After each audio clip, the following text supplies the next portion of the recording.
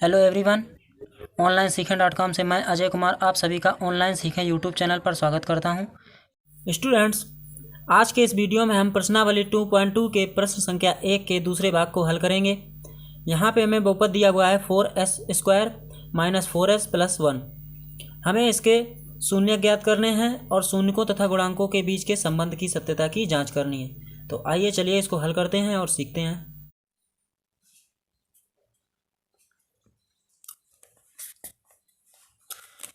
Students, आज के इस वीडियो में हम NCERT मैथ क्लास 10 की एक्सरसाइज 2.2 के प्रश्न संख्या 1 के दूसरे भाग को हल करेंगे। निम्न द्विघात बहुपदों के शून्य ज्ञात कीजिए और शून्यकों तथा गुणांकों के बीच के संबंध की सत्यता की जांच कीजिए। यहाँ पे हमें बहुपद दिया हुआ है 4s² माइनस 4s प्लस 1। हमें इस बहुपद के शून्य ज्ञात करने हैं और शून्यकों तथा गुणांकों के बीच के संबंध की सत्यता की जांच करनी है। तो चलिए इसको सॉल्व करते हैं और सीखते हैं। बहुपद हमें दिया हुआ है यहाँ पे 4s² माइनस 4s और प्लस 1। हमें इसके शून्य ज्ञात करने हैं। तो शून्यकों के लिए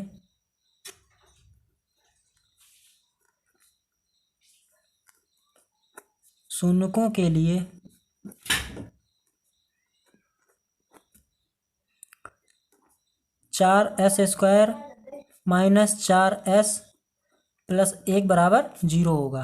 क्योंकि हमें शून्य ज्ञात करने हैं इसलिए हम इसको 0 करेंगे।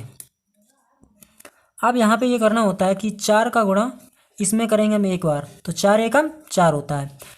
अब हमें यहाँ पे जो 4s दिया हुआ है इसको दो ऐसे भागों में विभाजित करना है कि इनका गुणा करने पर 4 हो जाए और इनको जोड़ने या घटाने पे माइनस 4s हो जाए, यानी 4 हो जाए। तो चलिए इसको हम हल करके देखते हैं। तो 4 एकम 4 हो गया। यहाँ पे हम 4s को ऐसा ही लिखेंगे और ये जो माइनस 4s है इसको हम 2s और माइनस 2s कर देंगे।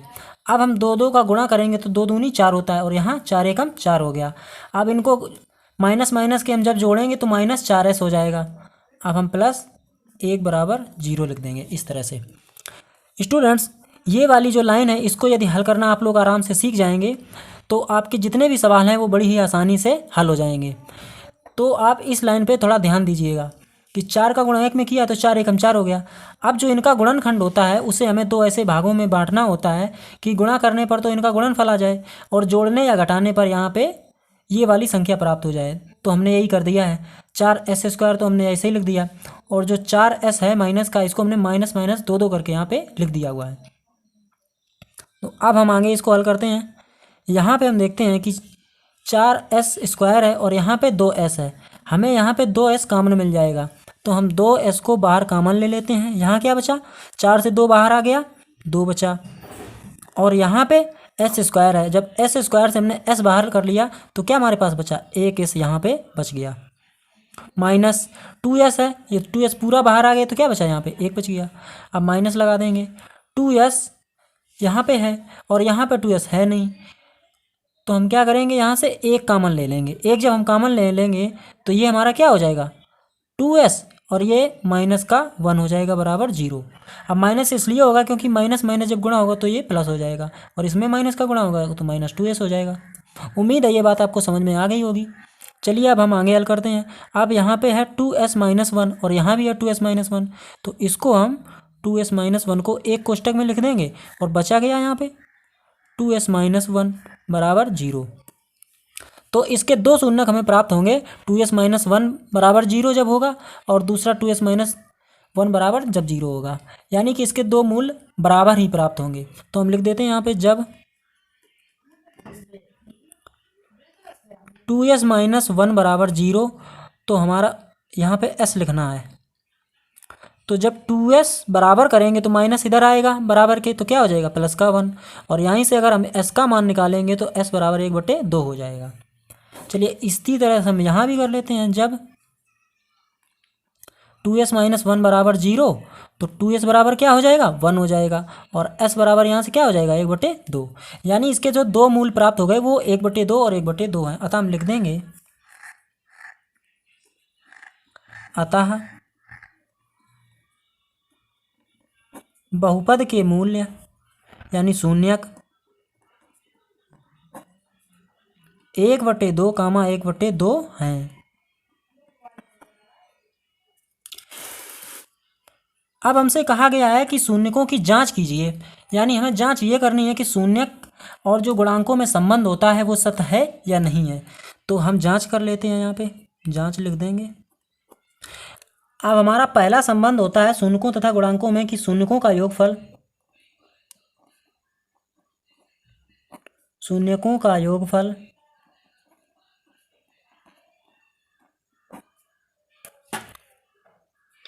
बराबर होता है -x का गुणांक। अब हमारे पास x है नहीं, यहाँ पे s के पदों में बहुपद दिया हुआ है, तो हम क्या करेंगे, यहाँ पे -s का गुणांक और बटे में लिखेंगे s² का गुणांक। अब हम मान रखेंगे, हमारे पास शून्य कौन कौन से आए थे, 1/2 प्लस 1/2 और -s का गुणांक। अब s का गुणांक कौन सा है हमारा, ये है, s का गुणांक है -4, तो हम -4 कर देंगे। पहले तो यहाँ माइनस लगाएंगे, फिर -4 लिखेंगे, बटे में s² का गुणांक। अब s² का गुणांक कौन सा है, 4 है, तो हम लिखेंगे 4।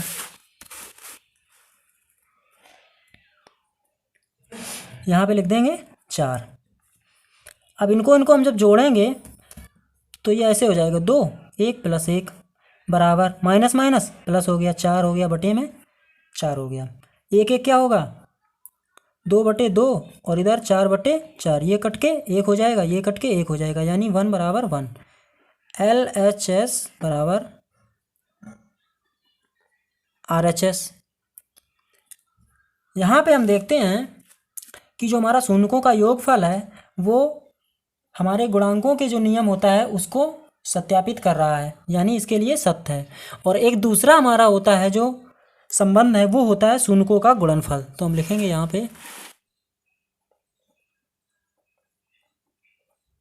शून्यकों का गुणनफल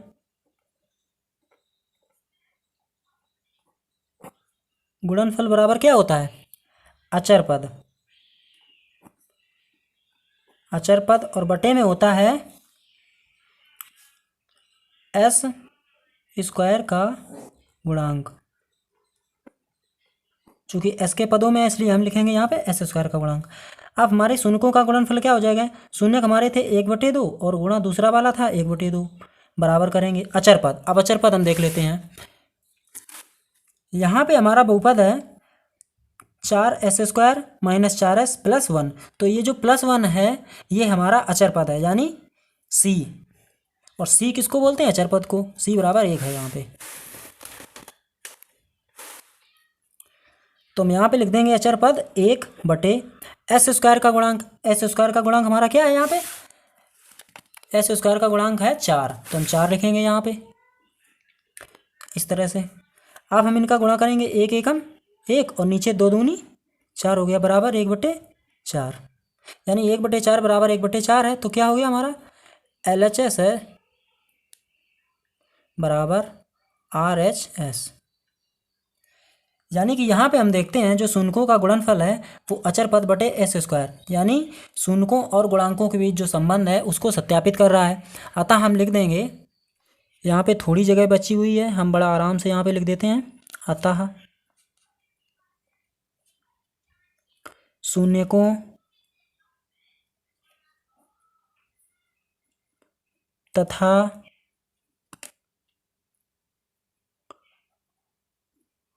गुणांकों के मध्य